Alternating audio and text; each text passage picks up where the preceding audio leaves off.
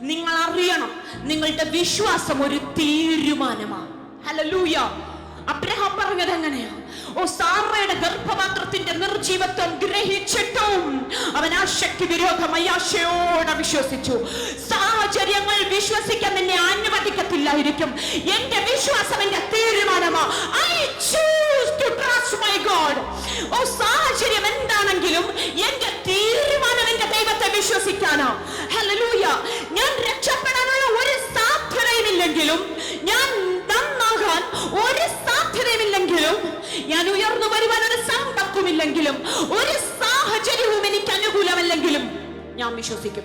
മരിച്ചതിനെ ജീവിപ്പിക്കുന്നവൻ, ഇല്ലാത്തതിനെ ഉള്ളതിനെ പോലെ വിളിക്കുന്ന ദൈവം, ആ ദൈവത്തിലാണ് ഞാൻ വിശ്വസിച്ചത്. സാറയുടെ ഗർഭപാത്രത്തിന് ജീവനുണ്ടോ എന്ന് എനിക്കറിയണ്ട, പക്ഷേ വിശ്വസിക്കാനാ എന്റെ തീരുമാനം.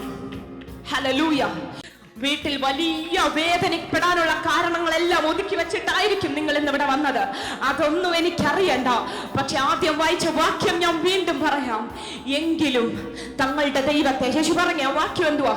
എങ്കിലും തങ്ങളുടെ ദൈവത്തെ അറിയുന്ന ജനം ഉറച്ചു നിന്ന് വീര്യം പ്രവർത്തിക്കും. എങ്ങനെ?